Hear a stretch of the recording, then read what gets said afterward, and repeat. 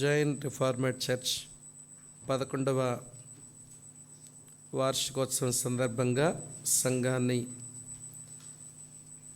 కాస్తూ ఉన్న సేవకునకు, తన కుటుంబానికి, సంఘమైన మీ అందరికీ నా శుభములు తెలియచేస్తూ ఉన్నాను. ఈ ఒక్క పూట ఈ సందేశం మాత్రం వార్షికోత్సవానికి సందర్భించి ఉంటుంది. రాత్రి నుంచి మళ్ళీ 30వ తారీఖు రాత్రి వరకు అపోస్తలుడైన పౌలు తెస్సలోనిక సంఘానికి రాసిన మొదటి పత్రికను ఆధారంగా చేసుకుని కొన్ని సందేశాలు, దాదాపుగా 5 అధ్యాయాలు, నాకున్న కూడికల్లో 5 అధ్యాయాలు ఆధారంగా చేసుకొని ఆ పుస్తకంలో ఉన్న సందేశాన్ని సంపూర్ణంగా సంపాదించుకోవడానికి మనం ప్రయత్నం చేద్దాం. నాకు తెలిసి ఈరోజు రాత్రితో రేపు ఉదయం 2 బైబిల్ స్టడీ టైమ్స్ ఉంటాయి. మళ్ళీ రేపు రాత్రి అంటే 4, తర్వాత ఎల్లుండి మళ్ళీ 2 అంటే 6, తర్వాత మళ్ళీ నైట్ అంటే 7 సందేశాలతో 5 అధ్యాయాల పుస్తకాన్ని చెప్పే ప్రయత్నం చేద్దామని నేను ప్రేరేపించబడతా ఉన్నాను. కారణం, మరి ఆ పుస్తకం ప్రభు యొక్క రాకడ వెలుగులో వ్రాయబడిన పుస్తకం. ప్రభు యొక్క రాకడ వెలుగులో వ్రాయబడిన పుస్తకం. ఈ దినాలలో, ఈ ప్రతికూలమైన పరిస్థితుల మధ్య ఆ పుస్తకం ధ్యానం చేయటం మనకు ప్రయోజనం కలిగిస్తుందేమో అని ఎంచి ఆ పుస్తకంలోంచి ఈరోజు రాత్రి నుంచి చెప్తాను. మరి ముందెందుకు చెప్తున్నారు అంటే, మీరు ఆసక్తి ఉంటే వస్తారు, లేకపోతే రాలేమన్నట్టు ఆగుతారని. ఏమండి, ముందే చెప్పేస్తే గొడవ లేదు కదా అని ముందే చెప్పేశాను. ముందే చెప్పాను అంటే నేను కూడా కట్టుబడి ఇక జిగ్జాగ్ అవ్వకుండా ఒకే పుస్తకం, ఒక థాట్ లైన్ మీకు చెప్పడానికి వీలుంటుంది. నేను తీసుకున్న పరిధి, మీ చుట్టూ వేసిన పరిధిలో మన పుస్తకాన్ని మనందరం కలిసి ఈరోజు రాత్రి నుంచి మళ్ళీ 30వ తారీఖు రాత్రి వరకు దీన్ని మనం ధ్యానం చేస్తాం. మంచిది. యానివర్సరీ సందర్భంగా బైబిల్లోంచి ఒక్క వచనం నేను చదివి చిన్న ప్రార్థనతో నా సందేశాన్ని ముగిస్తాను. మళ్ళీ మనం బల్లను సమీపించాలి. మన ముందు కొంత పని ఉంది కనుక ఈ సమయం కూడా విస్తరించి కాకుండా, అలాగని కొంచెం కాకుండా, ఏమండి, తగు మాత్రం మనం దేవుని వాక్యంతో మన సావాసం కలిగి ఉందాం. మరోసారి వార్షికోత్సవం జరిగించుకుంటున్న మీకు నా హృదయపూర్వకమైన శుభాలు తెలియచేస్తూ, బైబిల్లోంచి అపోస్తలుడైన పౌలు ఎఫెసీయులకు రాసిన పత్రిక 4వ అధ్యాయం 15వ వచనం చదువుదాం.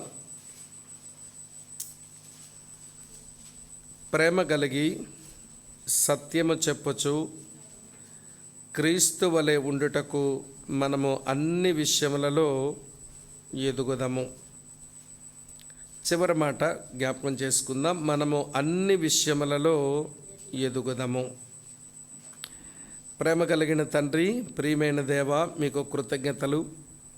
ఈ స్థలములో నీ పని ఎలాగ మీరు ప్రారంభించారో, దీనిని ఎలాగున మీరు కొనసాగించారో, మరి పనిలో ఆరంభం నుంచి నేటి వరకు పాలు పంపులు పొంది పరిచర్య అందించిన మా ప్రియులను మీరు మాకు జ్ఞాపకం చేశారు. మరి నీ సేవకుడు, అలాగనే తమ్ముడు జాన్ బాబు గారు, వారి కుటుంబం ఆలోచించేసి చేసిన పనిని మీరు ఆశీర్వదించారు అని ఇప్పుడు జరుగుతున్న పనిని బట్టి మేము గ్రహిస్తున్నాం. సంఘం నీది. ఈ మనుషులు నీవు రక్తం పెట్టి కొనుక్కున్న నీ ప్రజలు.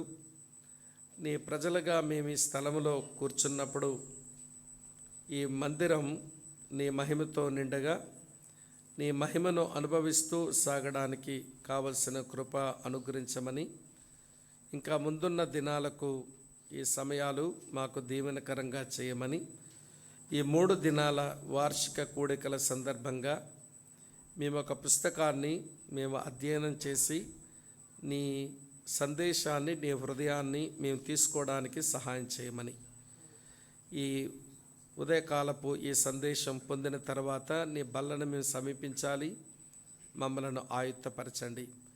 యేసుక్రీస్తు ప్రభు నామంలోనే స్తోత్రాలు చెల్లించి అడిగి వేడుకొని ప్రార్థిస్తున్నాము తండ్రి. Amen, amen. ప్రియులారా, వార్షికోత్సవం అది ఏదైనా కావచ్చు. అది మందిర వార్షికోత్సవమా, పరిచర్య వార్షికోత్సవమా, లేక మిగిలిన మన సందర్భాలలో వార్షికోత్సవాల, ఏదైనా కానీ యానివర్సరీ జరిగినప్పుడు మనం చేయవలసిన ఒక 3 పనులు ఉంటాయి. ఈ 3 రోజులు ఆ పనులు మన మనసుల్లో మెదలనిద్దాం. అందులో మొదటి పని ఏంటంటే, మరి తమ్ముడు ఆ ఫ్లైయర్లో వేసినట్లుగా ఇంతవరకు యెహోవా మనకు సహాయము చేశాను గనుక దేవునికి ఎబెనెజర్ అని పేరు పెడదాం అన్నాడు సమూయేలు. కనుక ఈ 11 సంవత్సరాలు ఈ పరిచర్యకు దేవుడు ఎబెనెజర్ అయినందుకు, మరి ఇప్పుడే మనం విన్నాం ఎన్ని ప్రతికూలమైన పరిస్థితులు వచ్చాయో, కానీ ఈ పరిచర్యకు ఆయన సహాయకుడు అయినందుకు ఆయన్ని ఆరాధించాలి. ఎబెనెజర్ని ఆరాధించడం మనకు చేత కావాలి.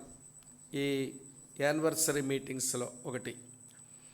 రెండో సంగతి, ఈ రోజున ఈ మందిరం, ఈ కుటుంబం, మీరు ఏమై ఉన్నారో అది కేవలం ఆయన కృపచేతన అయి ఉంటారు. ఇక వేరే కారణం ఉందా? ఆయన కృపేం కాదు, మా కృషి అంటారా మీలో ఎవరైనా? మన కృషితో మనం ఇక్కడ లేము, ఆయన కృపతోనే ఉన్నాం.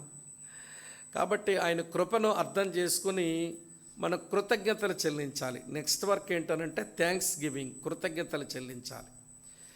ఎబెనెజర్ అయిన ప్రభువుని వర్షిప్ చేస్తూ, ఆరాధిస్తూ, కృప చూపిన దేవునికి మనం ఈ స్థలములో కృతజ్ఞతాస్తుతులు చెల్లిస్తూ, మన ముందు ఒక భవిష్యత్తును ఆయన ఉంచే దేవుడు.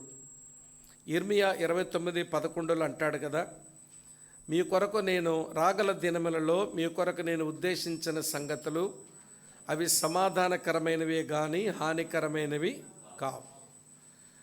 ఆ మాటలు చెప్పినప్పుడు 70 సంవత్సరాల చెరుంది ముందు. తెలుసా మీకు ఆ సంగతి? ఇర్మియా 29:11 వచనం ఇర్మియా చెప్పేపాటికి 70 సంవత్సరాల చెర వాళ్ళ ముందుంది. కానీ చెర కూడా అది సమాధానకరమైనదే, అది మేలు మీకు. కాబట్టి మీరు దెబ్బలాట్లు పెట్టుకోకుండా, ఎవరిని సంప్రదించకుండా, మరి నెబుకద్నెజరు తీసుకుని పోతే పొండి ఈ 70 సంవత్సరాలు బయటికి, అది సమాధానమే. కానీ మీరు ఐగుప్తును ఆశ్రయించి, సిరియాను ఆశ్రయించి మరి ఎక్కువ కీడు తెచ్చుకోకండి అని ఇర్మియా చెప్పినా కానీ వాళ్ళకి బుద్ధి రాలా. కానీ దేవుడు అన్నాడు, ఈ 70 సంవత్సరాలు మీరు బయట ఉండడం అది మీకు మేలు, తర్వాత ఇక్కడ తీసుకుని వస్తాను, అది ఇంకా ప్రయోజనం అన్నాడు. కనుక భవిష్యత్తులో మన కొరకు కూడా దేవుడు ఒక సమాధానకరమైన, హాని కలిగించని ఉద్దేశాలు కలిగి ఉంటాడు. దాని కొరకు ప్రార్థన చేసుకొని కమింగ్ ఇయర్కి అప్పగించుకోవాలి. మా అర్థంతో నేను చెప్పే మాట, ఎబెనెజర్ని ఏం చేద్దాం? ఆరాధిద్దాం. కృప చూపిన దేవునికి ఏం చేద్దాం? కృతజ్ఞతలు చెల్లిద్దాం. మన భవిష్యత్తు మీద లక్ష్యం ఉంచిన దేవునికి ఏం చేద్దాం? ప్రార్థించి అప్పగించుకుందాం. ఇక్కడ వర్షిప్, థ్యాంక్స్ గివింగ్, ప్రేయర్, ఈ 3 పనులు చేస్తేనే మనం యానివర్సరీ బాగా చేసుకున్నట్టు లెక్క. మరి ఇక్కడికి వచ్చిన ప్రతిసారి వాక్యం వింటున్నప్పుడు, ఆయన ఆరాధించవలసిన విషయాలు మన ముందుకు వచ్చినప్పుడు, కృతజ్ఞతలు చెల్లించవలసిన విషయాలు ముందుకు వచ్చినప్పుడు, ప్రార్థించవలసిన సంగతులు మన ముందుకు వచ్చినప్పుడు ప్రార్థిస్తూ మనం గడుపుదాం. మళ్ళీ ఈ ప్రశ్న నేను మళ్ళీ 30వ తారీఖు నైట్ మీటింగ్లో అడుగుతాను. మనం ఏం ఆరాధించాం, ఏమి కృతజ్ఞతలు చెల్లించాం, ఏం ప్రార్థన చేసుకున్నామో అది తర్వాత మనం తలపోసుకొని ఆ రోజు నైట్ మనం మీటింగ్ ముగిస్తాం. సరే ప్రియులారా, ఈ సంగతులు దైవికమైనవి, 100% దైవికమైన పనులు. ఈ 3 పనులు యానివర్సరీలో చెయ్యాలి, అది డివైన్ సైడ్. అయితే హ్యూమన్ సైడ్ ఒకటి ఉంది. మన వైపు నుంచి యానివర్సరీలో చేయవలసిన మరో 3 పనులు ఉంటాయి. అదేంటనంటే మొదటి పని ఇవాల్యూషన్, మూల్యాంకనం అని అంటారే తెలుగులో, ఇవాల్యూషన్. ఈ 11 సంవత్సరాలు ఆ దేవుని కొరకు ఏం చేయగలిగాము, సంఘం కొరకు ఏమి చేయగలిగాము అని దాన్ని ఇవాల్యుయేట్ చేసుకోవాలి. ఇవాల్యుయేషన్ చాలా ప్రాముఖ్యం ఉంది, మూల్యాంకనం చాలా ప్రాముఖ్యం.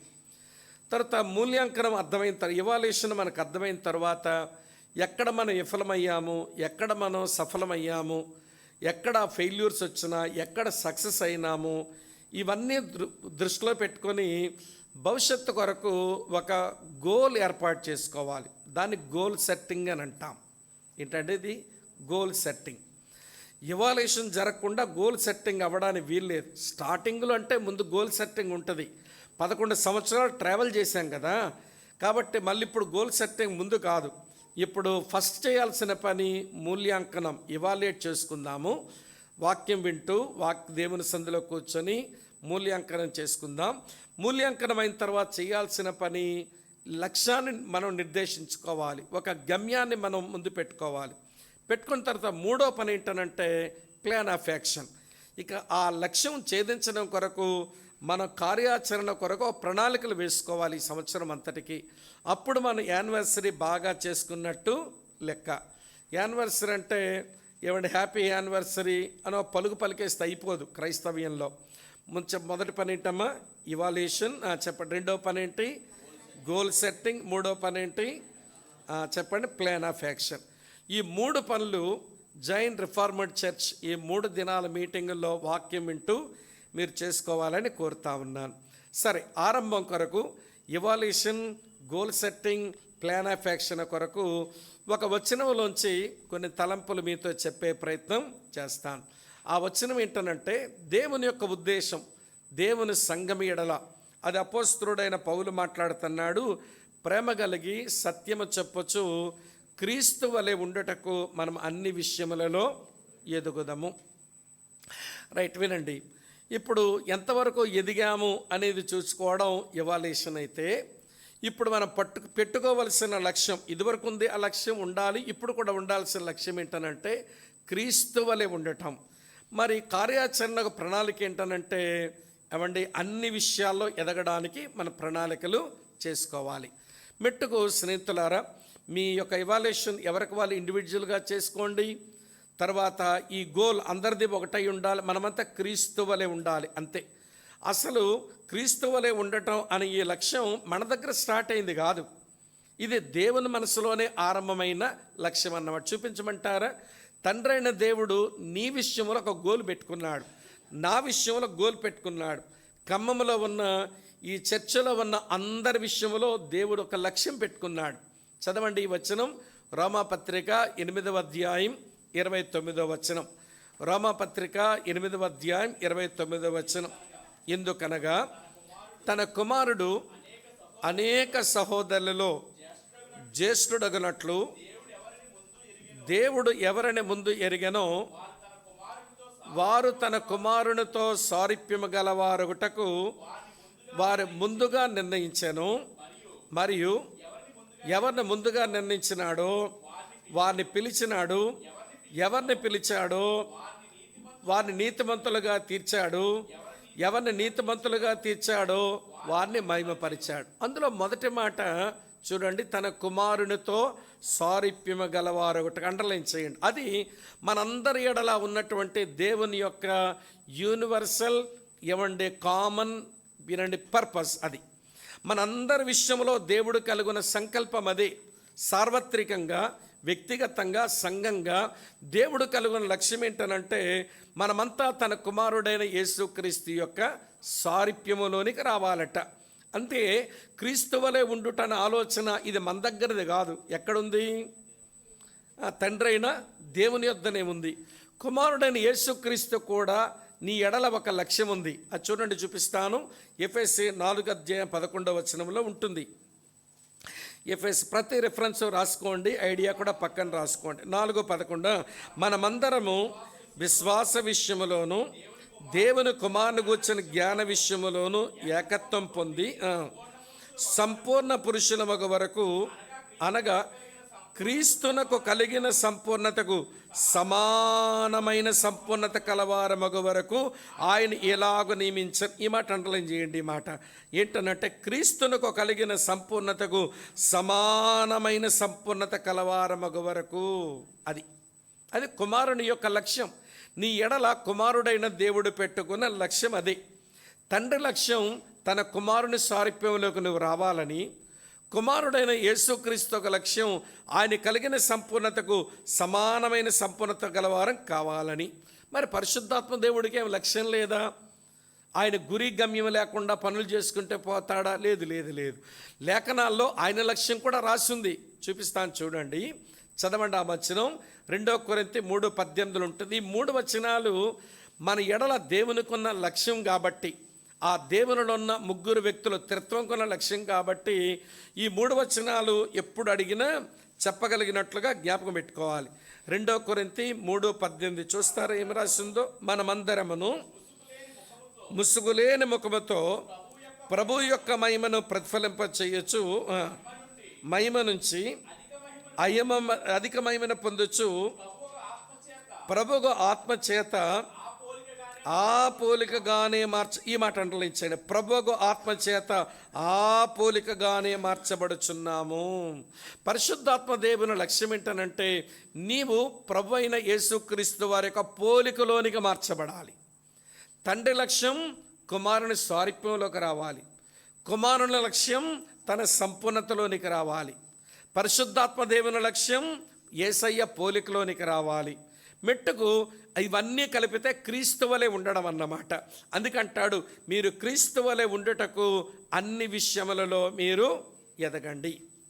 అర్థమైందో వ్యర్థమైందో? క్రీస్తు వలె ఉండుటకు అన్ని విషయాలలో ఎదగండి. ఎదుగుదల గురించి ఒక 2-3 మాటలు చెప్తాను. బ్రెయినర్ నోట్ చేయండి. ఎదుగుదల గురించి ఒక 4 మాటలు చెప్తాను. ఏమండి? Growth always depends upon life. ఎదుగుదల ఎప్పుడు జీవం మీద ఆధారపడి ఉంటుంది. అర్థమవుతుందా? ఎదుగుదల ఎప్పుడు దేని మీద ఆధారపడి ఉంటుంది? జీవం మీద ఆధారపడి ఉంటుంది. జీవము లేని ఈ టేబుల్ ఎదగదు, ఎప్పుడు చూసినా ఇలానే ఉంటుంది. జీవం ఉన్నటువంటి బయట ఉన్న చిన్న చెట్టు ఎప్పుడు ఒకేలా ఉండదు. నిన్న లేని తొడుగేదో ఈరోజు ఉంటుంది, నిన్న లేని ఆకేదో ఈరోజు వచ్చేస్తుంది, నిన్న లేని మొగ్గేదో ఈరోజు కనబడుతుంది, నిన్న లేని పువ్వేదో ఈరోజు కనబడుతుంది. డే బై డే ఏం జరుగుతుందనంటే ఏదో ఒక న్యూనెస్ వస్తుంది. ఎందుకనంటే అక్కడేముంది? జీవం ఉంది. ఈ వుడెన్ టేబుల్కి ఏమి లేదు? జీవము లేదు. జీవము లేనిది అభివృద్ధి చెందదు, జీవమున్నది ఖచ్చితంగా అభివృద్ధి చెందవలసిందే. అందుకని అభివృద్ధి జీవం మీద ఆధారపడి ఉంటుంది. జీవమున్న ప్రతిదీ అభివృద్ధి చెందుతూ ఉంటుంది. అక్కా చెల్లి తమ్ముడన్న వినండి, మనమంతా జీవం ఉన్నటువంటి దేవుని పిల్లలం కదూ. 1 యోహాను పత్రిక 5వ అధ్యాయం 12వ వచనంలో ఉంటుంది, దేవుని కుమారుని అంగీకరించువాడు జీవము గలవాడే, దేవుని కుమారుని అంగీకరింపనివాడు జీవము లేనివాడే. ఆ మాట యోహాను చెప్పాడు, కానీ యేసుప్రభు వారు ముందుగానే చెప్పారు. యోహాను సువార్త 5:24లో నా మాట విని నన్ను పంపిన వాని యందు విశ్వాసం ఉంచువాడు, చెప్పండి, ఏం కలిగిన వాడు? నిత్య జీవం కలిగినటువంటి వాడు. వాడు మరణములో నుంచి జీవములోనికి ఏమైనాడు? దాటి ఉన్నాడు. ఇలా ఎన్నైనా చెప్పొచ్చు. మెట్టుకు ప్రభువునందు విశ్వాసం ఉంచి రక్షించబడిన దేవుని పిల్లల సంఘం అది జీవమున్నది. జీవమున్న సంఘములో మార్పులు సంభవిస్తూ ఉండాలి. జీవమున్నటువంటి సంఘములో న్యూనెస్ వస్తూ ఉండాలి. అందుకని క్రైస్తవ మార్గాన్ని ఏమంటామంటే న్యూ అండ్ లివింగ్ వే అన్నారు. క్రైస్తవ మార్గం అంటే ఏంటి? మీ మార్గం అంటే మార్గమే. ఆ మార్గం ఏదో చెప్పరా బాబు అంటే మార్గమే అంటాడు. అసలు క్రైస్తవ మార్గం ఏంటనంటే న్యూ అండ్ లివింగ్ వే. ఇది నూతనమైన జీవము కలిగిన మార్గం. నేను చెప్పలే, మళ్ళీ నా సొంత మాట కాదు. హెబ్రీ పత్రిక 10:19లో హెబ్రీ గ్రంథకారు చెప్పాడు, యేసుక్రీస్తు ప్రతిష్ఠించిన మార్గమున నూతనమైనది జీవము గలది అనే మార్గం అండి ఇది. వినండి అక్కలు చెల్లాయిలు తమ్ముళ్ళు, వినండి. ఈ మధ్య క్రైస్తవులను చూస్తున్నప్పుడు ఏమంటే వాళ్ళు రెన్యూ అవ్వడం, న్యూనెస్లోకి రావడం, రెన్యూ అవ్వడం ఎప్పుడు ఆపేసుకుంటున్నారు. మేము మారమండి, మేము ఎప్పుడు ఇలానే ఉంటామండి, మా పరిస్థితి ఇంతేనండి అంటారు. అంటే అట్లా ఎలా ఉండిపోగలుగుతున్నారు మీరు? జీవము లేదా? జీవం లేకపోతే మీరు మారరు. జీవం లేకపోతే మీరేమి మార్పులు మీ దగ్గర ఉండవు. జీవం లేకపోతే మీరు చేంజెస్కి ఇష్టపడరు. జీవం ఉన్నవారైతే ఖచ్చితంగా న్యూనెస్కి మీరు ఇష్టపడాలి కదా. ఈనాటి క్రైస్తవ్యాన్ని చూస్తున్నాను, మీరు కూడా అబ్జర్వ్ చేసే ఉంటారు. రెన్యూ అవ్వడం ఎప్పుడు ఆపేస్తున్నారు? సిలువ అనేది వాళ్ళ బతుకులను తీసి పక్కన పడేస్తున్నారు. ఈ రెండు ఇప్పుడు క్రైస్తవ్యాన్ని పట్టిన ప్రమాదాలు. అర్థమవుతుంది నేను చెప్పే మాట. రెన్యూ అవ్వడం అనేది మానేశారు. వారి మనసు నూతనపరచబడడం ఆపేసుకుంటున్నారు. రూపాంతరం చెందడం ఆగిపోయింది వాళ్ళ జీవితాల్లో. రెండవది, సిలువను వారి జీవితంలో తీసి పక్కన పెట్టేశారండి. సేవలో ఎలాగో తీసి పెట్టేశారు కొంతమంది పెద్ద పెద్ద అయ్యగారులు, వాళ్ళ పక్కన పెట్టండి. కానీ క్రైస్తవులం అనుదినము మన సిలువను ఎత్తుకుని ప్రభువుని వెంబడించమని ప్రభువు చెబితే సిలువను కూడా తీసి పక్కన పెట్టేశారండి జీవితంలోంచి. అర్థమవుతుంది నేను చెప్పే మాట. కనుక మన జీవం ఉన్న క్రైస్తవులం. అర్థమవుతుందండి. కనుక మనం తప్పనిసరిగా అభివృద్ధి చెందవలసింది. అభివృద్ధి, ఎదుగుదల అనేది జీవం మీద ఆధారపడి ఉంటుంది. కనుక మనం ఎదగాలి అంటే జీవం ఉన్న వారం మనం ఎదగాల్సిందే. అందుకే రెండో మాట చెప్తాను వినండి. గ్రోత్ గురించి మాట్లాడవలసి వస్తే growth is necessity, not optional. అంటే అభివృద్ధి అనేది ఐచ్ఛికం కాదు, అది అత్యవసరం. ఐచ్ఛికం అంటే ఆప్షనల్, ఎదిగితే ఎదుగుతాను లేదంటే లేదండి అనేది కాదు ఎదుగుదల. ఐచ్ఛికం కాదు, ఆప్షనల్ కాదు, ఇది నెసెసిటీ, ఇది నీడ్ ఉంది. నువ్వు ఎదిగి తీరవలసిందే. ఇది రెండో మాట. మూడో మాట చెప్తాను వినండి. ఎదుగుదల గురించి, అభివృద్ధి గురించి మరో మాట ఏంటనంటే growth is always gradual, not instant. అభివృద్ధి అనేది ఎప్పుడు క్రమేపీ జరిగేదే కానీ అకస్మాత్తుగా జరిగిపోయేది కాదు. మనకేమి బలహీనత అంటే ఒక్కసారి అభివృద్ధి చెందిపోవాలనుకుంటాం, కుదరదండి. ఈ బైబిల్ దేవుడు అంతకంతకు అభివృద్ధి పరిచేవాడు. ఆమె అర్థమవుతుందా?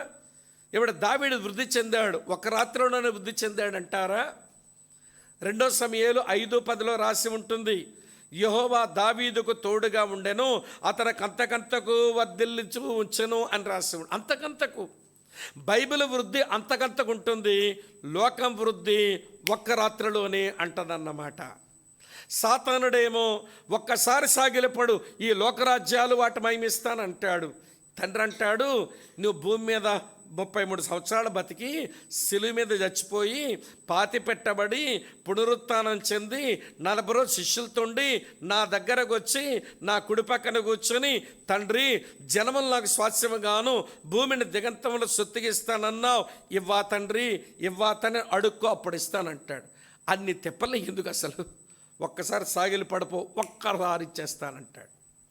సాతాను చూపించింది ఎప్పుడు షార్ట్ కట్. సాతానువి ఎప్పుడూ షార్ట్ కట్లే, దేవుంది ఎప్పుడు స్ట్రైట్ రోడ్డే. స్ట్రైట్ రోడ్లో కొంచెం ఆలస్యాలు ఉంటాయి, కొన్ని కష్టాలు ఉంటాయి. షార్ట్ కట్లో బాగా చేరిపోవచ్చు అనుకుంటాం, కానీ ప్రమాదం ఎక్కువ ఉంటుంది.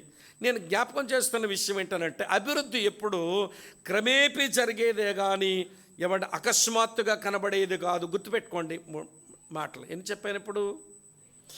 అభివృద్ధి అనేది జీవం మీద ఆధారపడి ఉంటుంది. జీవం ఉన్న వాళ్ళం అభివృద్ధి చెందాలి. తర్వాత అభివృద్ధి అనేది ఐచ్ఛికం కాదు, ఇది తప్పనిసరి. అలాగనే అభివృద్ధి అనేది క్రమేపీ జరిగేది, ఒకసారి జరిగేది కాదు. ఇంకో విషయం చెప్తాను వినండి.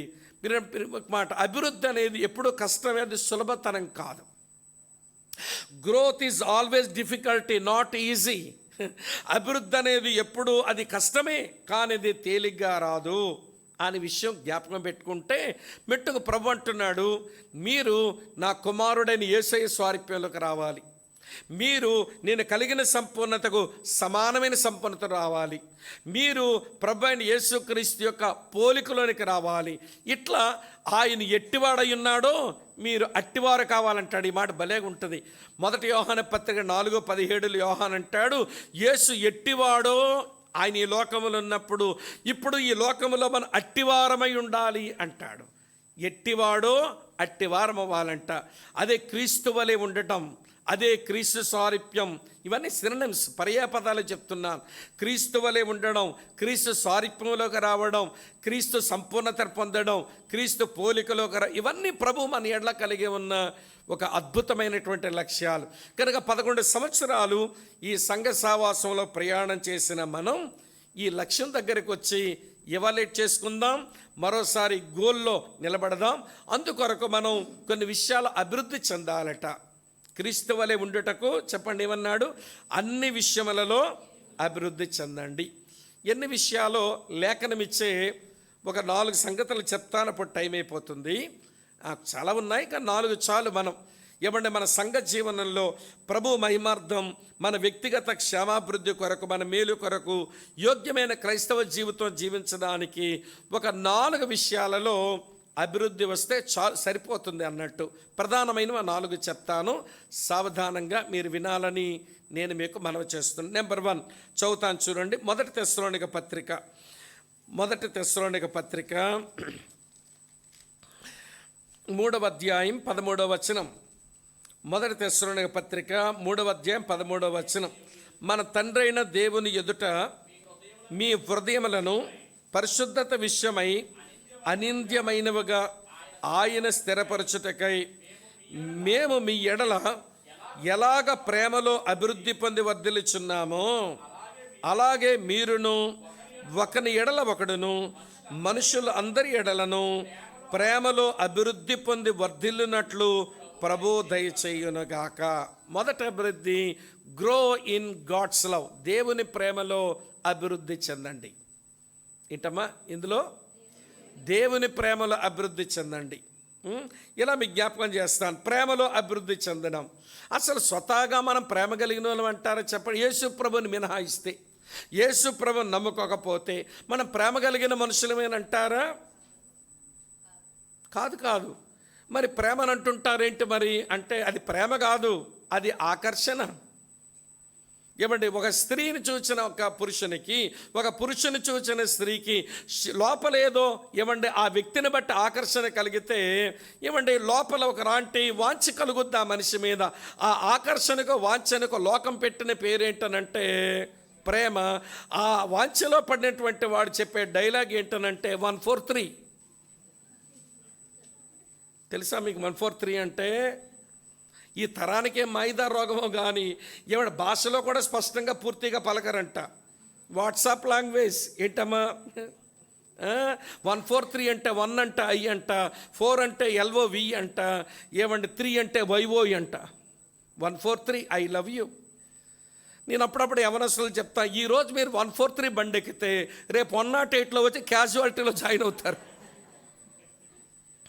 ఈరోజు 143 ఎక్కండి, రేపు 108లో హాస్పిటల్ వచ్చి అడ్మిట్ అవుతారు. కానీ మీరు అది ప్రేమ కాదండి. వినండి ప్రియులారా, అది ఏమండి ఆకర్షణ బట్టి వచ్చిన వాంఛ. ఇంకా మొరటి మాటలు వాడొచ్చు కానీ ఇది సభ్యతగా ఉండదని కొంచెం నొక్కేసుకుంటున్నాను అన్నమాట. దానికి మనం ప్రేమని పేరు పెట్టాం. కనుక నేను చెప్పగోరే విషయం అంటే యేసుక్రీస్తుని మినహాయించి మనం ఎవరము సరైన ప్రేమ కలిగిన మనుషులం కాదు. మరి ఎట్లా ప్రేమలో అభివృద్ధి చెందాలంటే ముందు ప్రేమ పడాలి కదా. ప్రేమ పడితేనే కదా అభివృద్ధి చెందేది. ఎలా పడింది ప్రేమ? రాసుకోండి, రిఫరెన్స్ చెప్తాను. రోమీలకు రాసిన పత్రిక 5:5లో పౌలు ఇలా చెప్పాడు. ఎందుకనగా ఈ నిరీక్షణ మన సిగ్గుపరచదు, మనకు అనుగ్రహింపబడిన పరిశుద్ధాత్మ ద్వారా దేవుని ప్రేమ మన హృదయములో ఏమైందట? కుమ్మరించబడింది. జీవమున్న దేవుని బిడ్డమైన నీలో, జీవము గల దేవుని సంఘమైన మనందరిలో పరిశుద్ధాత్మ దేవుని ద్వారా దేవుని ప్రేమ మన హృదయములో కుమ్మరించబడింది కదా. ఇప్పుడు ఆ ప్రేమ దినదినము అభివృద్ధి చెందాలి. అమ్మ వింటున్నారా? ఈ ప్రేమలో మన అభివృద్ధి చెందాలనంటే అసలు దేవుడు మనలో కుమ్మరించిన ప్రేమలు ఏముంటుందో అది ఆయన ప్రేమ మనలో కుమ్మరించాడు కదా. ఇప్పుడు ఒక 3 విషయాలు చెప్తాను.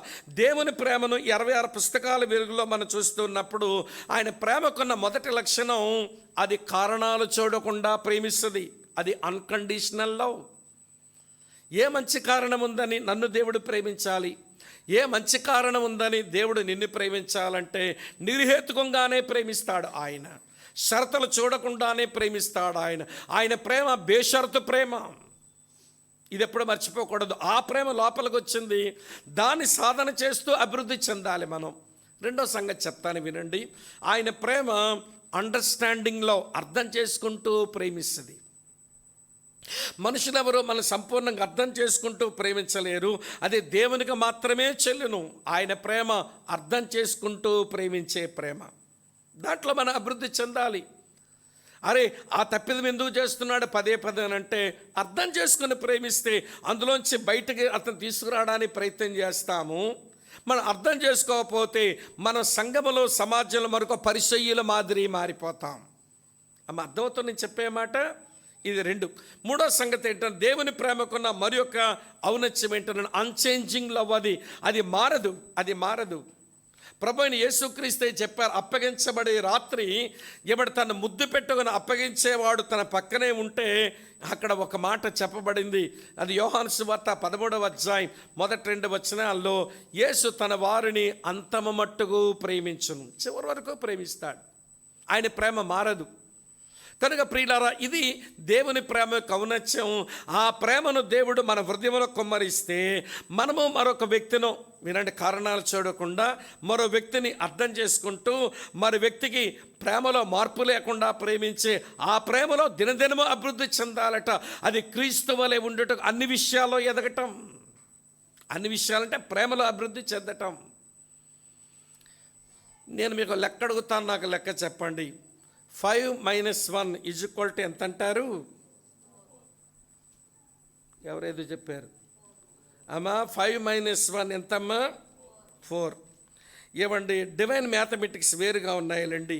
5 - 1 = 0 అంట. ప్రేమ విషయంలోనే చూపిస్తాను రండి. 1 కొరింథీ పత్రిక 13వ అధ్యాయంలో, 1 కొరింథీ పత్రిక 13వ అధ్యాయంలో చదువుతాను చూడండి. మనుషుల భాషలతోనూ దేవదూత భాషలతో మాట్లాడినను ఒకటి కదా.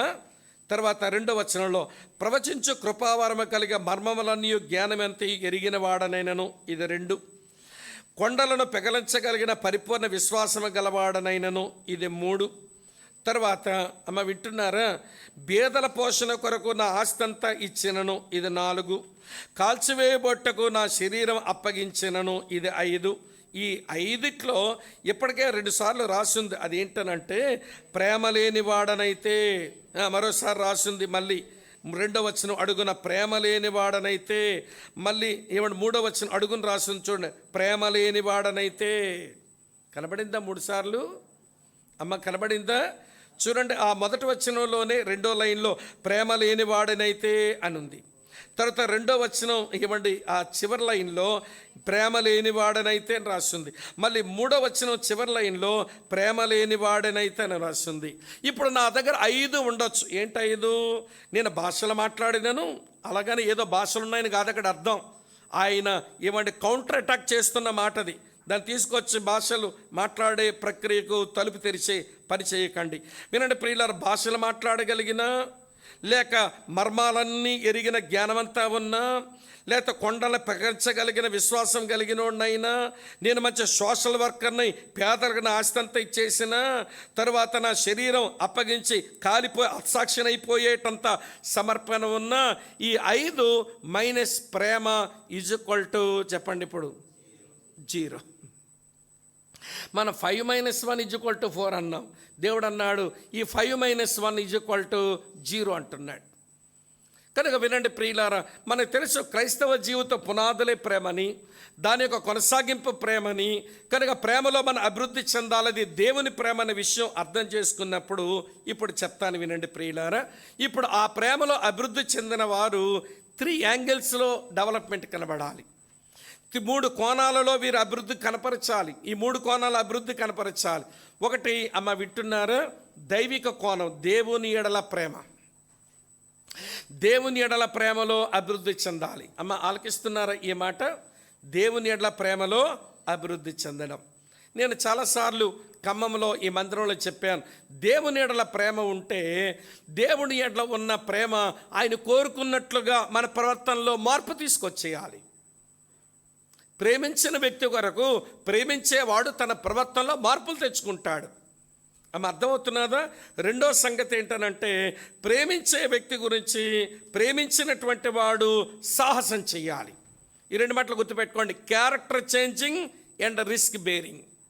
ప్రేమించే వ్యక్తి కొరకు ప్రవర్తన మార్చుకోవడం, వింటున్నారా లేదా? ప్రేమించే వ్యక్తి కొరకు సాహసాలు చేయటం. ఇలస్ట్రేట్ చేస్తాను వినండి, ఇలా ఉదాహరిస్తాను వినండి. యెహోషువ గ్రంథం 2వ అధ్యాయంలో మీరు 11వ వచనం నుంచి రాహాబు అనే వేశ్య యొక్క జీవితంలో కొన్ని అనుభవాలు చూస్తాం. ఇలా చెప్తాను వినండి. రాహాబు వేశ్య ఇలాగంటుంది వేగుల వారితో, మీ దేవుడు పైన ఆకాశమందును క్రింద భూమి మీదను దేవుడే. మీ దేవుడు ఈ దేశం నీకు ఇవ్వబోతున్నాడని నేను ఎరుగుదును.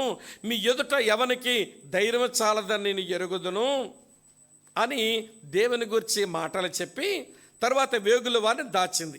ఇప్పుడు చెప్తాను వినండి ప్రియులారా. ఇప్పుడు ఈమె ప్రభువుని ప్రేమిస్తుందా లేదా అంటే, ప్రేమించింది కనుకనే ఆమె సంభాషణలోనే ప్రవర్తన మారిపోయింది. ఇదివరకు వచ్చినప్పుడు ఆమె కాన్వర్జేషన్ ఎట్లుంటుంది అంటే, ఎక్కడి నుంచి వచ్చారు, ఎన్ని రోజులు ఉంటారు, తర్వాత ఎన్ని పైసలు మీ దగ్గర ఉన్నాయి, ఎలాంటి ఆడపిల్లలు కావాలి, ఇది కదా ఆమె చేయాలి సంభాషణ. వేశ్యాగృహాన్ని నడిపించుకునే ఒక అక్క, ఒక అమ్మ, ఆమె దగ్గర ఉండవ సంభాషణ ఏంటి అని అంటే, ఎక్కడి నుంచి వచ్చారు, ఎన్ని రోజులు ఉంటారు, ఎన్ని పైసలు మీ దగ్గర ఉంటాయి, తర్వాత ఎలాంటి అమ్మాయిలు కావాలి, అది కదా అడగాల్సింది. దేవుని గురించి మాట్లాడేస్తున్నదేంటి? క్యారెక్టర్ చేంజ్ అయిపోయింది. ఎందుకో తెలుసా? దేవుని మీద ప్రేమ వచ్చింది. రెండవ సంగతి, ఈమె వేగులవాన్ని దాచింది అనే సంగతి తెలిస్తే ఎరుకో రోజు పీక తీసేస్తాడుగా. తెగించిందా లేదా? దేవుని ప్రేమిస్తున్నాం అని అంటాము. ప్రేమించిన ప్రభువు కొరకు ప్రవర్తన మార్చుకోకపోతేమి, ప్రేమించే ప్రభువు కొరకు తెగించకపోతేమి, మరి ప్రేమిస్తున్నామన్నమాట ఇలా నిజమెక్కడుంది చెప్పండి? మనందరికి సిగ్గు రావాలని చెప్తున్నాను. నేను సిగ్గుపడే చెప్తాను, సిగ్గుపడతారు కదూ? లేకపోతే జఫన్ అరిచిన తర్వాత సిగ్గుమాలిన జనులారా అనాల్సి వస్తుంది. మరి సిగ్గుపడతారు లేదా? నేను సిగ్గుపడతానని చెప్తున్నాను, మీరు సిగ్గుపడండి. ఎందుకు సిగ్గుపడాలనంటే, అసలు ఈ రాహాబు అనే వేశ్య ఎలాగ దేవుని గురించి విని ఇంత ప్రేమను వ్యక్తపరుస్తుందండి ఆమె? ఎవరొచ్చి చెప్పారు? సుమత్, మీ దేవుడు పైన ఆకాశమందును దేవుడే, క్రింద భూమి అందును దేవుడే. మీ దేవుడు వలన మీరు ఆ సీహోనుకు ఏం చేశారో మాకు తెలిసిపోయింది. ఈ దేశాన్ని దేవుడు మీకు ఇవ్వబోతున్నాడని నేను ఎరుగుదునని ఇన్ని గొప్ప మాటలు చెప్పింది. ఎవరు చెప్పారు ఈ అమ్మకు? ఇలా చెప్తాను వినండి. దేవుడే డైరెక్ట్గా చెప్పాడు అనుకోండి, అది ఫస్ట్ హ్యాండ్ మెసేజ్. ఏ మెసేజ్ అమ్మ అది? First hand message. దేవుడే నేరుగా మాట్లాడాడు ఆమెతో. లేదు దేవుడు మాట్లాడకపోతే, ఎవరైనా సేవకుడు చెప్పాడు అనుకోండి, దాన్ని ఏమంటాం? సెకండ్ హ్యాండ్ మెసేజ్ అంటాం. సేవకుడు చెప్పడానికి దాని ఇల్లు వేషీల్లో అయితే సేవకుడు ఎందుకు పోతాడు అక్కడికి? ఇక్కడ ఉన్నారా లేదు? అది సెకండ్ హ్యాండ్ మెసేజ్. అంటే సెకండ్ హ్యాండ్ మెసేజ్ కూడా కాదు. అమ్మ వింటున్నారా? ఆలకిస్తున్నారా? పోనీ కళలు దర్శనాలు కలిగాయా, అందులోంచి వచ్చిందా ఈవిడికి మెసేజ్ అంటే, అది థర్డ్ హ్యాండ్ మెసేజ్. అవి వచ్చినట్టుగా ఏమీ దాఖలాలు లేవు. పోనీ ఎవరైనా విశ్వాసులు పోయి చెప్పారా అంటే, అది ఫోర్త్ హ్యాండ్ మెసేజ్. పోనీ విశ్వాసులు అక్కడ పోవడానికి అదేమైనా మంచిల్లా పాడిల్లు అయితేను అది కూడా అయి ఉండకపోవచ్చు. దేవుడు నేరుగా చెప్పలేదు, ఫస్ట్ హ్యాండ్ మెసేజ్ కాదు. సేవకుడు వెళ్ళి చెప్పలేదు, సెకండ్ హ్యాండ్ మెసేజ్ కాదు. కళ్ళు దర్శనాలు రాలేదు, థర్డ్ హ్యాండ్ మెసేజ్ కాదు. బిలీవర్స్ వెళ్ళి ఎవరు చెప్పలేదు, ఫోర్త్ హ్యాండ్ మెసేజ్ కాదు. మరి ఎవరు చెప్పుంటారంటే, ఇవన్నీ వింటున్నారు, అన్బిలీవర్స్, పాపం చేయడానికి ఇష్టపడి దాని ఇంటికి పోయి వ్యభిచారానికి పోయినోరు చెప్తున్నారు, ఇశ్రాయేలు దేవుడంట సీహోను బోగును ఓడించాడంట, ఎర్ర సముద్రాన్ని పాయలుగా చేశాడంట, ఇగో వారు వచ్చేస్తున్నారు, ఈ దేశం దేవుడు వారికి ఇవ్వబోతున్నాడంట అంటే, ఇప్పుడు ఆవిడ విన్న మెసేజ్ ఏంటో తెలుసండి? Fifth hand message. Fifth hand message విన్న ఆమెలో ఉన్న ప్రేమ ఫస్ట్ క్లాస్గా ఉంది. ఫస్ట్ హ్యాండ్ మెసేజ్ వింటున్నటువంటి మన దగ్గర ప్రేమ ఫిఫ్త్ స్టేజ్లో కనబట్ల. అందుకే సిగ్గుపడదామని అడిగా. ఒళ్ళు మండింది మీకు. సిగ్గుపడతారా అంటే అసలు చెప్పడానికి ఇష్టం అవ్వలేదుగా మీకు. మనం సిగ్గుపడద్దు. మరి దేవుడు నేరుగా చెప్పకపోయినా, సేవకుడు చెప్పకపోయినా, కళ్ళు దర్శనాలు కలగకపోయినా, విశ్వాసాలు చెప్పకపోయినా, పాపం చేయడానికి వెళ్ళిన అన్యులు చెప్పిన మాట విని దేవుని మీద ఎంత ప్రేమ పెంచుకుందేంటి? మరి దేవుడే చాలాసార్లు నేరుగా చెప్తున్నాడు. ఈ స్థలం నుంచి దేవుని సేవకుల ద్వారా చెప్తున్నాడు, తోటి విశ్వాసుల ద్వారా కొంత పరిచయం చేస్తున్నాడు. మరి దేవుని మీద ప్రేమ పెరగదే? పెరిగిందనేది నిజమేనండి, పెరుగుతుంది ప్రేమ అంటే. నువ్వు ప్రభు కొరకు తీసుకున్న రిస్క్ ఏంటో చెప్పు. వింటున్నారా లేదా? మరి ప్రభు కొరకు నువ్వు మార్చుకున్న క్యారెక్టర్ ఏదో చెప్పు, చూపించు. క్యారెక్టర్ చేంజింగ్ లేనప్పుడు, రిస్క్ తీసుకునే మనసు లేనప్పుడు నేను దేవుని ప్రేమించడం, ఎదిగానని చెప్పడం ఇది అబద్ధం. ఇలాంటిలంతా కూర్చొని వింటున్నారా లేదా మీరు? ప్రేమించేదన్ అధికముగా, తర్వాత ఏంటి మర్చిపోయాను, ఆరాధించేదన్ ఆసక్తితో, ఇంకా నిన్నే ప్రేమింతును, చెప్పరే, నిన్నే ప్రేమింతును, నే వెనుదిరగాన్, నే వెనుకాడనని పాడుతుంటే సైతాన్ ఎక్కడుండి నిన్నే ఒత్తుతుదే. వీళ్ళ సంగతిరా తెలియదని ఎక్కరించిన వాడు. ప్రభువును ప్రేమిస్తున్నామని మనం పాడే పాటలు, చెప్పుకునే కబుర్లు ఎంత విక్కిరంతల పాలవుతున్నాయి. అందుకే సిగ్గుపడొద్దు అన్నాను నేను. ఆమె అర్థమవుతుందా? ఈవిడ ప్రేమ అభివృద్ధిలో మొదటి డైమెన్షన్, మొదటి కోణంలో ప్రభు ఎడల ప్రేమ అది కనబడాలి.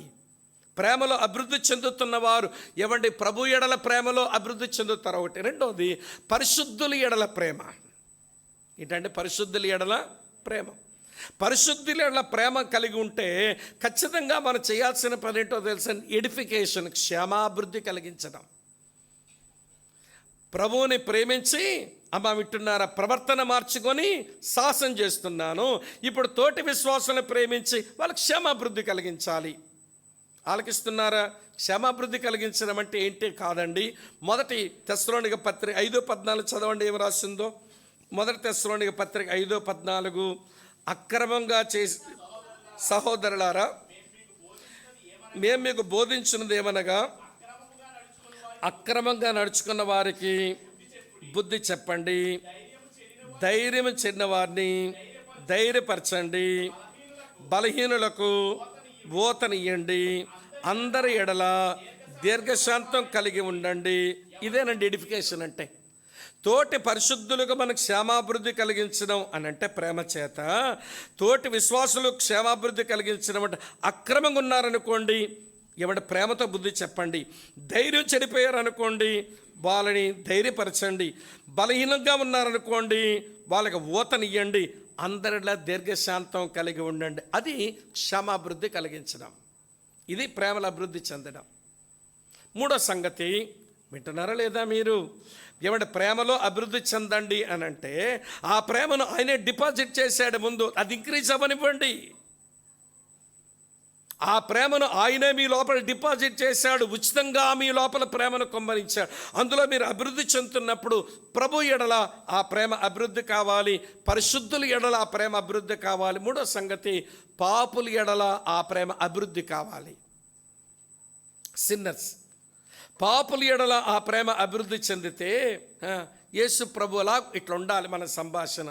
యేసు ప్రభు లాగుండాలి మన వైఖరి. ఏంటి యేసు ప్రభు వైఖరి అంటే మత్తయి 9:36 రాసి ఉంటుంది, వారు కాపర లేని గొర్రెల వలె విసిగ చెదర ఉండుట చూచి వారి మీద ఏమైనాడంట, ఆయన కనికరపడ్డాడు.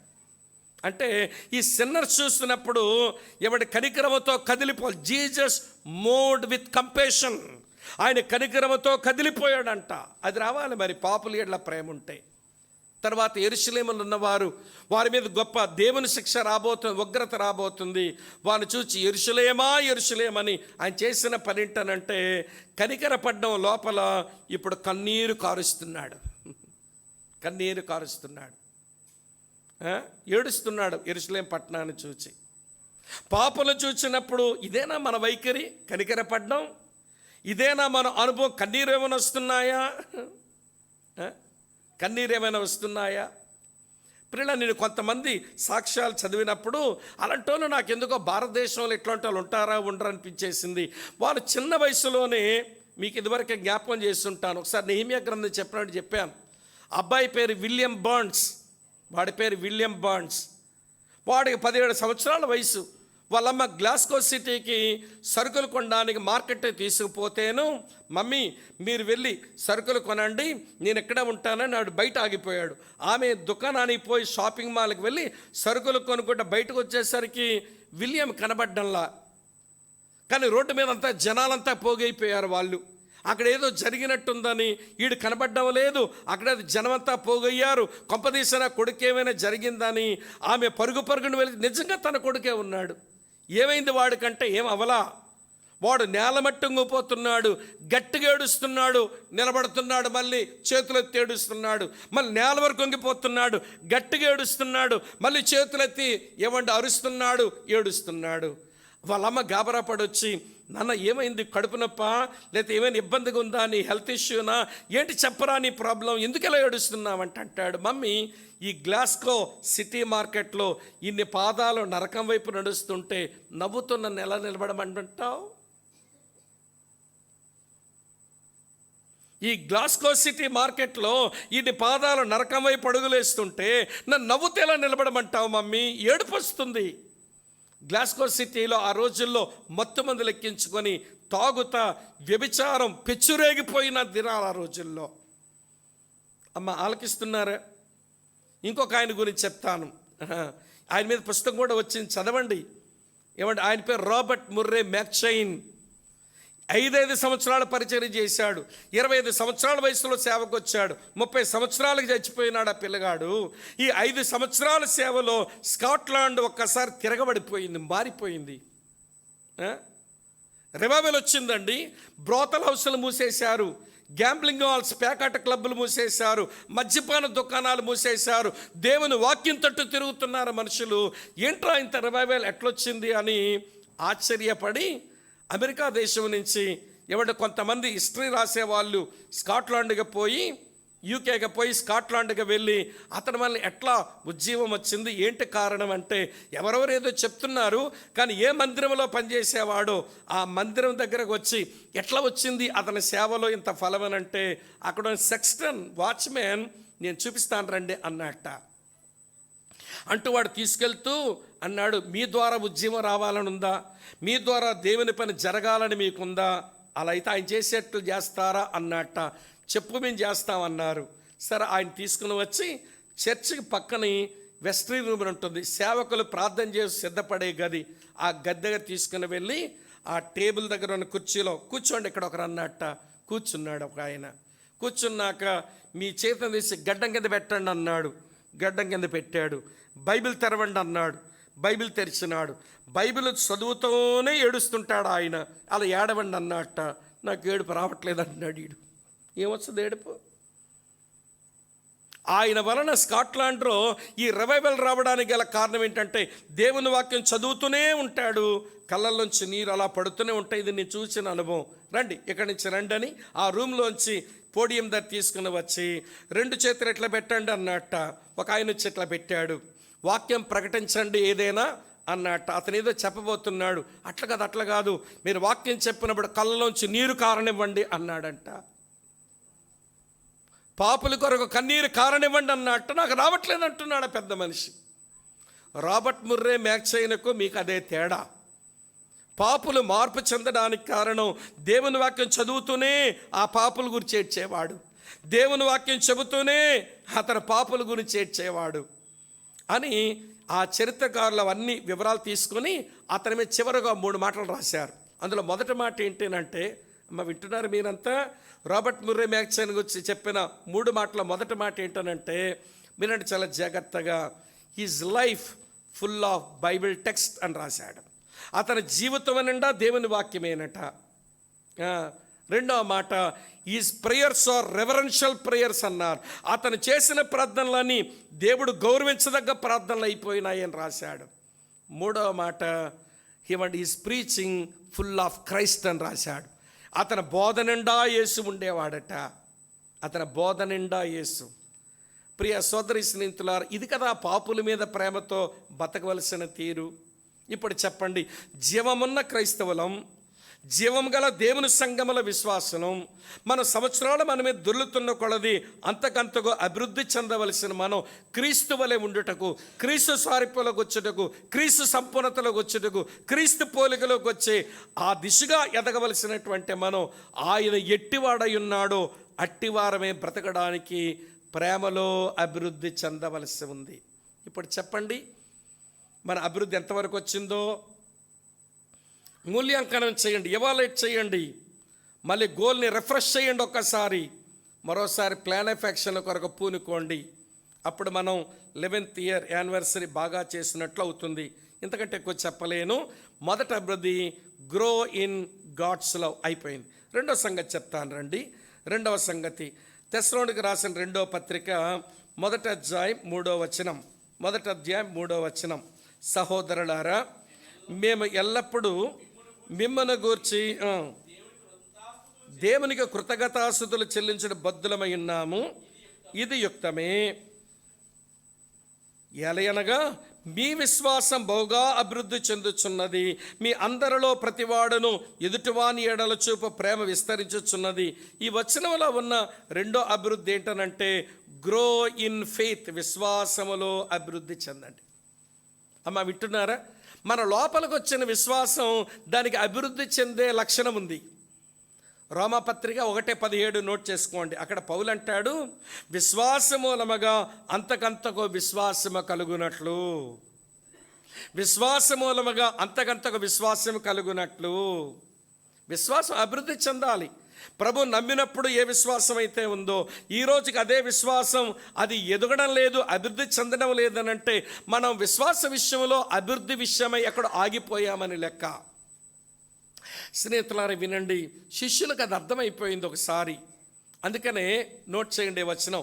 లూకాసు వార్త 17వ అధ్యాయం 5వ వచనంలో శిష్యులు ప్రభు దగ్గరకు వచ్చి అడిగారు, ఏమన్నా తెలుసు? Lord increase our faith. అమ్మా ప్రభా, మా విశ్వాసమును వృద్ధి పొందించము. మేము వలను విడిచిపెట్టుకొని వచ్చాం, మేము ధోనిని విడిచిపెట్టుకొని వచ్చాం, నా డబ్బు సంచిని విడిచిపెట్టుకొని వచ్చా, ఏమేమో విడిచిపెట్టుకొని వచ్చాము విశ్వాసం ఉంచి. కానీ విశ్వాసం ఈ 3 సంవత్సరాలు దరిదాపు వచ్చేస్తున్నది టైం, కానీ మా ఫెయిత్ ఎందుకు ఇంక్రీజ్ అవ్వటంలా? నువ్వేమో నీ లోపల ఉన్న విశ్వాసంతో నీళ్ళ మీద నడిచేస్తున్నావు, దెయ్యాలు వెళ్ళగొట్టేస్తున్నావు, స్వస్థ కార్యాలు చేసేస్తున్నావు, నీ మాట్లాడుతుంటే ప్రజలు ఆకర్షించబడుతున్నారు. నీ లోపల విశ్వాసం ఏదో వేరు, మా దగ్గర అది కనబడడం లేదు. లార్డ్ ఇంక్రీజ్ అవర్ ఫెయిత్, మా విశ్వాసమును వృద్ధిపరచు. గతించిన 11 సంవత్సరాలు మన స్థానిక సంఘంతో కలిసి ఆత్మీయ ప్రయాణం చేశాము. ఇప్పుడు మనం ఆలోచించాలి, విశ్వాస విషయంలో మన అభివృద్ధి ఎంత, అది మూల్యాంకనం. లేదా మరోసారి విశ్వాసముల అభివృద్ధి కొరకు క్రీస్తు వలె ఉండుటకు మళ్ళీ మన లక్ష్యాన్ని మళ్ళీ పెట్టేసుకుందాము. దాని కొరకు కార్యాచరణ కొరకు ఒక 4 సూత్రాలు చెప్తాను, అన్నీ నోట్ చేయండి. దాని మీద బోల్డ్ అంతా నోట్స్ తయారు చేసుకోవచ్చు. మన విశ్వాస విషయంలో అభివృద్ధి చెందాలి అని అంటే బైబిల్ ఇచ్చేటువంటి 4 సూత్రాలు. ఏమండి? ప్రిన్సిపల్ నెంబర్ 1 లేకపోతే చిట్కా నెంబర్ 1 ఏంటనంటే హియర్ హిమ్, ఆయన మాట వింటూనే బ్రతకండి. విశ్వాసం అభివృద్ధి చెందుతుంది. హెబ్రీలకు రాసిన పత్రిక 3వ అధ్యాయం 13 నుంచి 15 వచనాలు ఉంటుంది. ఏమని ఉంటుంది అని అంటే, నేడు అనబడే సమయం ఉండగానే మీరు ఆయన శబ్దాన్ని వింటూ ఉండండి ఎవ్రీడే. ఎందుకండి ఇలాంటి అసెంబ్లీస్లో, ఇలాంటి సంఘాల్లో డైలీ మీరు మౌన ధ్యాన సమయం కలిగి ఉండాలి, ప్రతిరోజు మీరు వాక్యం చదవాలి. దీని మీద నేను ఇవాల్యుయేషన్ షీట్ తయారు చేశా. నేను తమ్ముడికి ఇస్తాను, మీ చర్చ్ పేరు వేసి ఇవాల్యుయేషన్ షీట్ మీకు అందిస్తారు. ఏమండి, ఏదో రోజు ఈ 3 రోజుల్లో ఆ ఇవాల్యుయేషన్ షీట్ మీద ఎట్లున్నాం అనేది చూసుకోండి. మళ్ళీ నాకేమి ఇవ్వక్కర్లేదు, ఒకవేళ జాన్ బాబు గారికి కూడా ఇవ్వక్కర్లేదు. లేదు ఇచ్చి నేను సరి చేసుకుంటానంటే మీరు ఇవాల్యుయేషన్ అంత సంవత్సరం ఎండింగ్ కదా, ఎట్లా? అవునా కదా చెప్పండి? మీ యానివర్సరీతో పాటు ఇది చర్చ ఏమంటే ఇయర్ ఎండింగ్ కదా, ఎవాల్యుయేట్ చేసుకోవడం అది మేలే. షీట్ ఇచ్చేస్తాను నేను, అది ప్రింట్అవుట్ తీసి మీకు ఇస్తారు. ఎవాల్యుయేట్ చేయండి. మీ డైలీ డివోషన్, మీ క్వైట్ టైం, మీ పర్సనల్ బైబిల్ స్టడీ ఎట్లా ఉందో అందులో కొన్ని ప్రశ్నలు ఉంటాయి, దానికి ఆన్సర్ చేయండి, బాగుంటుంది. అర్థమైందా?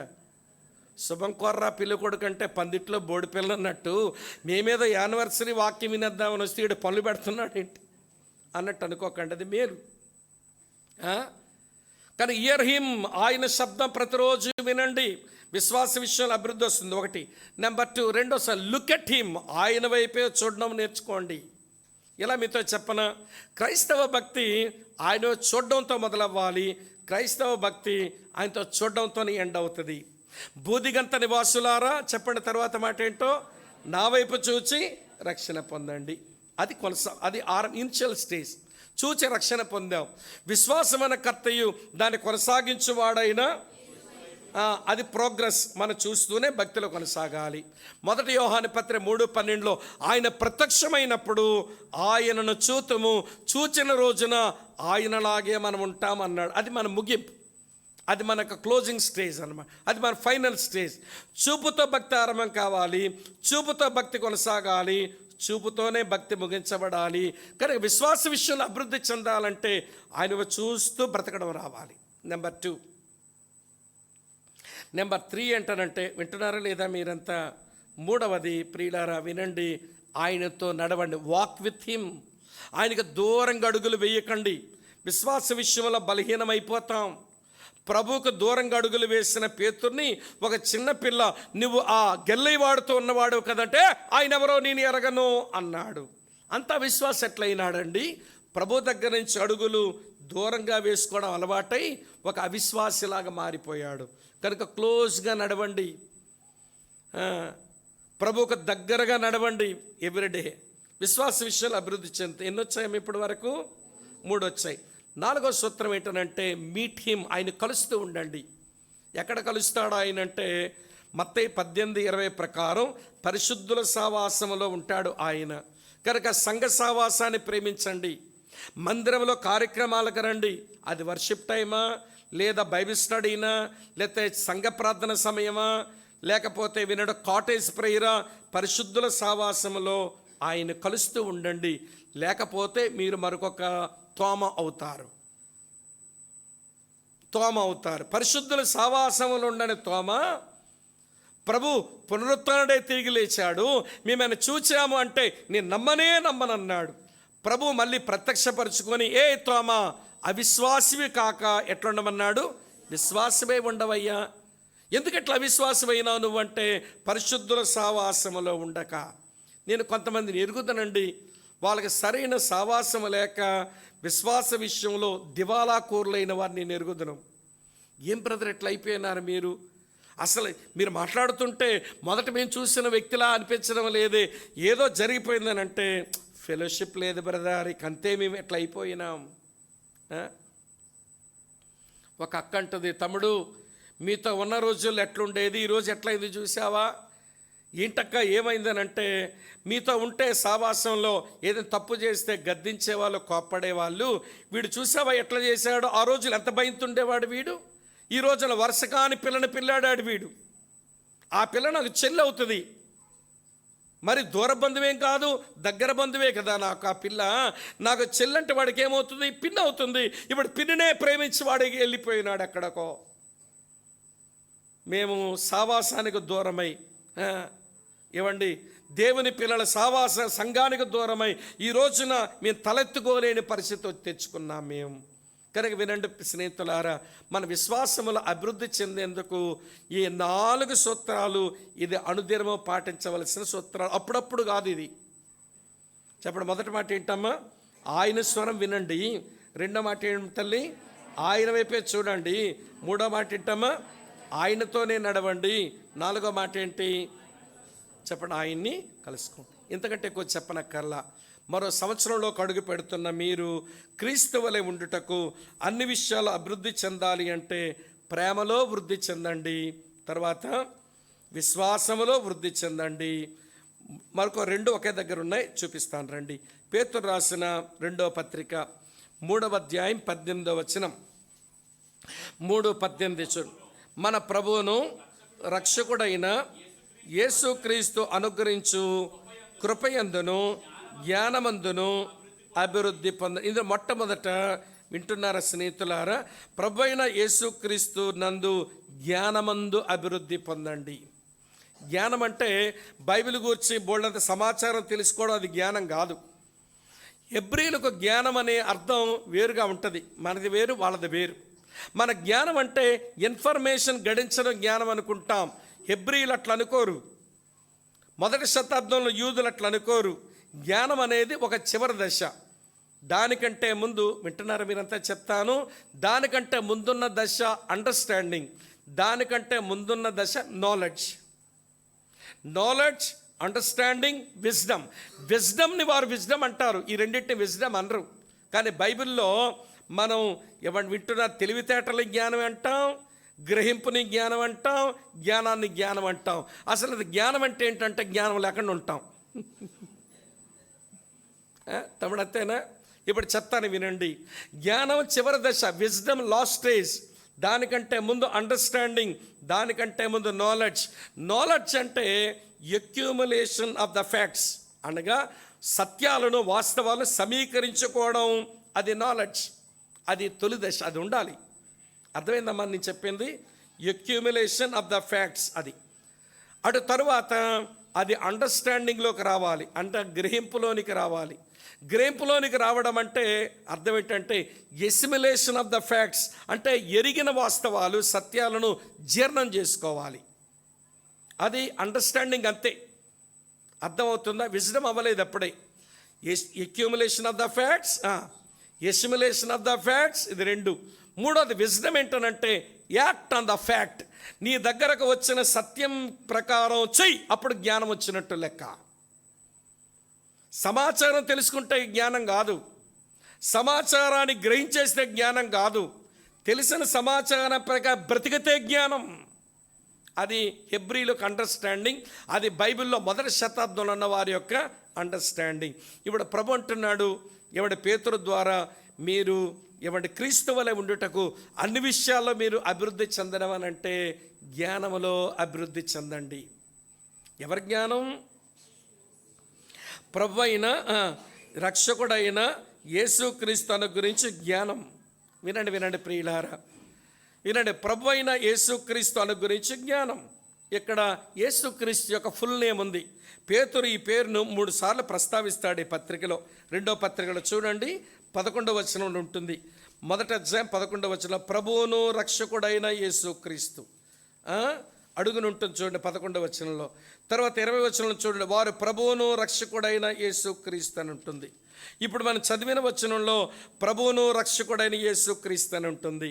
అంటే యేసుక్రీస్తు గురించి జ్ఞానములు అభివృద్ధి చెందడం అంటే, అమ్మ వింటున్నారా? ఇలా చెప్తాను వినండి. యేసు అనగా రక్షకుడు, సేవియర్ని ఎక్స్పీరియన్స్ చేయండి. యేసును సేవియర్గా ఎక్స్పీరియన్స్ చేయండి, రక్షకుడుగా అనుభవించండి. పరిచయం జ్ఞానం కలిగి ఉండకండి. పరిచయ జ్ఞానం రక్షించదు, అనుభవ జ్ఞానమే రక్షిస్తుంది. తెలియటం పరిచయ జ్ఞానం, ఎరగడం అనుభవ జ్ఞానం. అనుభవించండి, రక్షకుడికి అనుభవించండి.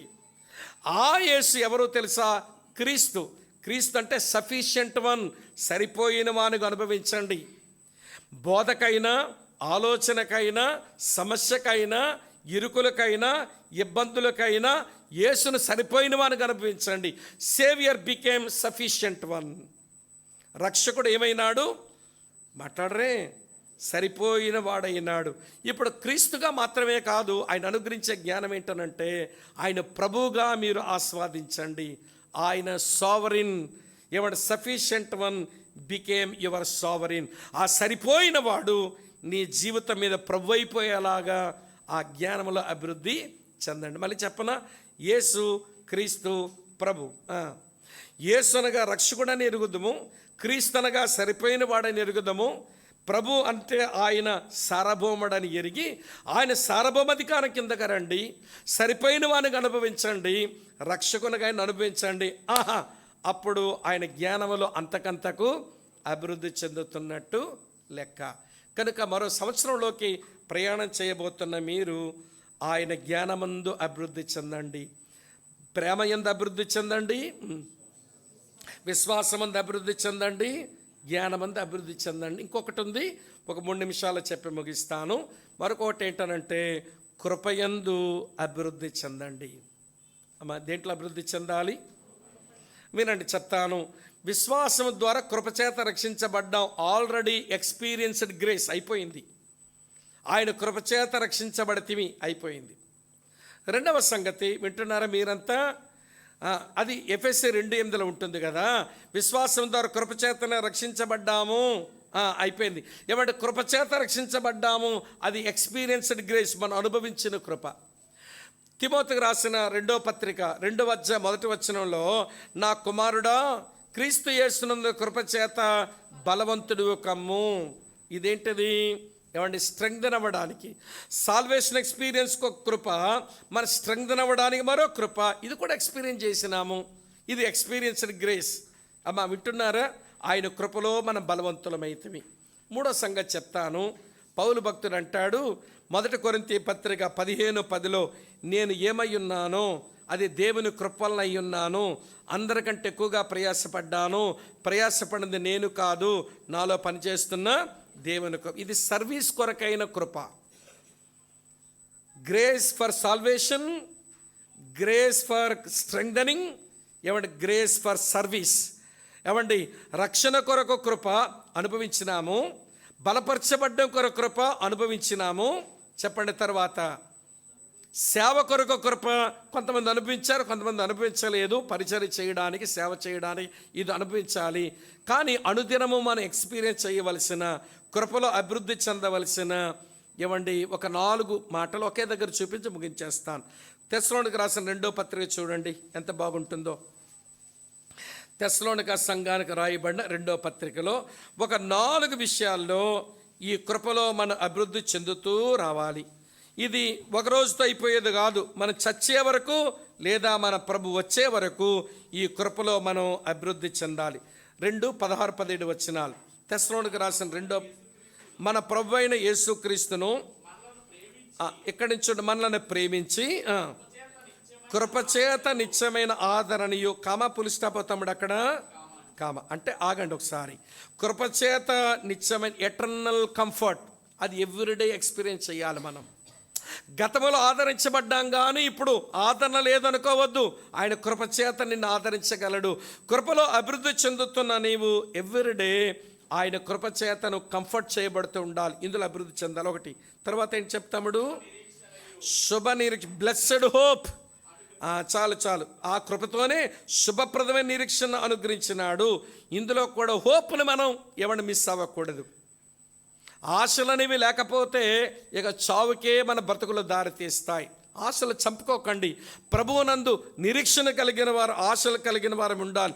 దేవుని కృప శుభప్రదమైన నిరీక్షణ ఇస్తుంది. అందులో మనం అభివృద్ధి చెందాలి. 2.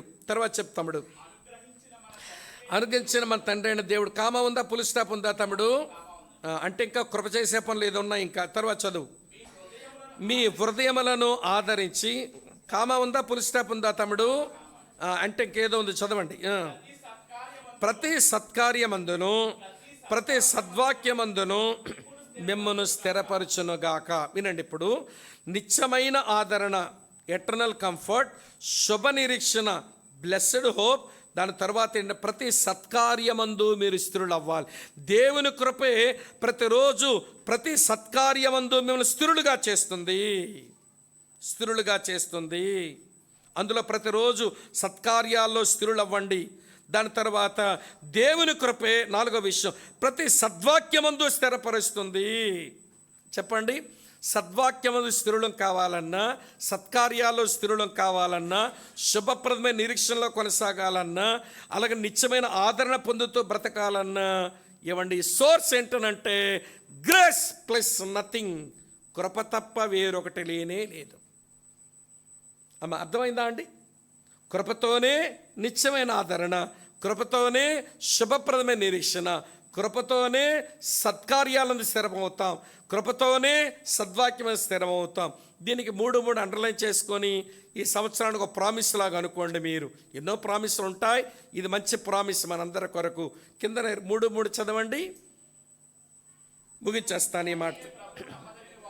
అండర్లైన్ చేయండి ఈ మాట. అయితే ప్రభువు నమ్మదగిన వాడు, ఆయన మిమ్మల్ని స్థిరపరిచి ప్రతి దుష్టత్వము నుండి కాపాడు. రాబోతున్న మరో సంవత్సరంలో ప్రభు మరోసారి తన నమ్మకత్వాన్ని సంఘం ఎడల, మీ ఎడల, సేవకుని కుటుంబం ఎడల ఆయన రుజువు చేసుకుంటూ ఆయనే మిమ్మల్ని స్థిరపరిచి ప్రతి దుష్టత్వం నుంచి కాపాడునుగాక. మెట్టుకు మన మూల్యాంకనం ఎవరిది వాళ్ళే చేసుకోవాలి. ఎవాల్యుయేషన్. ప్రేమలు ఎంత అభివృద్ధి చెందాను చెప్పండి. విశ్వాసంలో ఎంత అభివృద్ధి చెందాను. తర్వాత చెప్పండి జ్ఞానములు ఎంత అభివృద్ధి చెందాను. చెప్పండి కృపలు ఎంత అభివృద్ధి చెందాను. ఎవరి ఎవాల్యుయేషన్ వాళ్ళది. కానీ మనందరికీ కామన్గా గోల్ ఉండాలి. గోల్ ఏంటనంటే యేసు ఎట్టివాడో అప్పుడు మనం అట్టివారం అవ్వాలి. క్రీస్తు వలె ఉండాలి. క్రీస్తు సారూప్యంలోకి రావాలి. క్రీస్తు పోలికలోనికి రావాలి. క్రీస్తు సంపూర్ణతలోకి రావాలి. ఆ గోల్ని మరోసారి రిఫ్రెష్ చేసుకుందాం. ఇదివరకు ఉంటుంది ఆ గోల్, మరోసారి దాన్ని రిఫ్రెష్ చేసుకుందాం. మన ముందున్న గోల్ అదే, ఇక వేరొక గోల్ లేదు. ఇది డివైన్ యాంగిల్లో ఏమంటే దైవిక కోణంలో అదే లక్ష్యం దేవుడు కలిగి ఉన్నాడని ఏమండి మొత్తం ఆ ముగ్గురు వ్యక్తులు త్రిత్వంలో ఉన్న వారి యొక్క లక్ష్యం చూపించాను. కాబట్టి ఇప్పుడు ప్లాన్ ఆఫ్ యాక్షన్ కొరకు ఒక్కసారి మరోసారి ప్రభువా నా ప్రేమలో అభివృద్ధి చెందేందుకు, విశ్వాసములో అభివృద్ధి చెందేందుకు, జ్ఞానములో అభివృద్ధి చెందేందుకు, కృపలో అభివృద్ధి చెందేందుకు నా వంతు ప్రయత్నం నేను చేసుకోగా, నేను సంఘములో ఒకనిగా నీలో ఐక్యపరచబడిన వ్యక్తిగా నేను సాగుతాను అని ఒక మాట ఇవ్వడానికి నువ్వు తీర్మానం చేయాలి. ఆ మాట ఇస్తున్నావు అనే దానికి రుజువుగా కనబడుతుంది బల్ల. ఏమండి అదేం బల్లో తెలుసా? ఏమండి టేబుల్ ఆఫ్ కవనెంట్, దేవునితో నిబంధన చేసుకునే బల్ల. అది నిబంధన బల్ల. వింటున్నారా మీరు ఈ మాట? ఏమండి టేబుల్ ఆఫ్ ఓత్, ఇదొక ప్రమాణపు బల్ల. ఏమండి ఆ ప్రమాణ బల్ల దగ్గర ప్రభువా రాబోతున్న సంవత్సరంలో మేము సంఘముగా ఈ విషయాలు అభివృద్ధి చెందుతూ నీ కుమారుడని యేసుక్రీస్తు వల్ల మారడానికి ఇష్టపడతాం. నీ కృప అనుగ్రహించు. నువ్వు నమ్మదగిన వాడవు కదా, నువ్వే స్థిరపరిచే దుష్టత కాపాడతావు కదా, మమ్మల్ని మేము అప్పగించుకుంటున్నామని ఆయనకి అప్పగించుకోండి. చిన్న రొట్టె మొక్కే కదా అని పళ్ళసందులో పెట్టి నవిలి మింగేకండి. చిన్న చొక్కే కదా అని చెప్పి గొంతుకులేసి గటగట మింగేకండి. చిన్న చొక్కే చిన్న మొక్కే, కానీ అది తీర్పు బల్ల, టేబుల్ ఆఫ్ జడ్జిమెంట్. ఒక రోజున ఏమంటే చిన్న మొక్క చిన్న చొక్కంట మన సరిగా లేకుండా దాంట్లో చేతులు పెడితే ఒక ముసలాయన అన్నాడు, చిన్న చొక్కే పళ్ళ కింద నమిలేవుగా, చిన్న చొక్కే కదా గొంతుకులు పోసుకొని తాగేవుగా, ఏమంటే నువ్వు సరిగా లేకుండా పరీక్ష చేసుకోకుండా ఒక మాట ఇవ్వకుండా దాంట్లో చేతులు పెడితే చిన్న మొక్కే చిన్న చొక్కే చొక్కలు చూపెడతాయి ఒక రోజున అన్నాడు. అర్థమైందా? ప్రార్థన చేసుకుని ప్రభువా 11 సంవత్సరాలు నీ నమ్మకత్వానికి, నీ విశ్వాస్యతకై నీ కృతజ్ఞతలు నాయన మా ముందున్న కాలంలో చెప్పండి నీ వలె ఉండుటకు మేము అన్ని విషయాలలో ఎదుగుతాం. ముందు మాకు ఆశ ఉంది, నువ్వు ఆశ తీర్చేవాడు అని అప్పగించుకుంటున్నాం. ప్రేమలో వృద్ధి చెందుతాము చెప్పండి. తర్వాత విశ్వాసంలో వృద్ధి చెందుతాము, నిన్ను గుర్చిన జ్ఞానంలో వృద్ధి చెందుతాము, నీ కృపలో వృద్ధి చెందుతావు. నువ్వు నమ్మదగిన వాడవు, నువ్వే స్థిరపరచువాడవు గనక స్థిరపరచండి అని అప్పగించుకుంటూ ప్రార్థన చేసుకుని బల్లను మనం సమీపిస్తాం.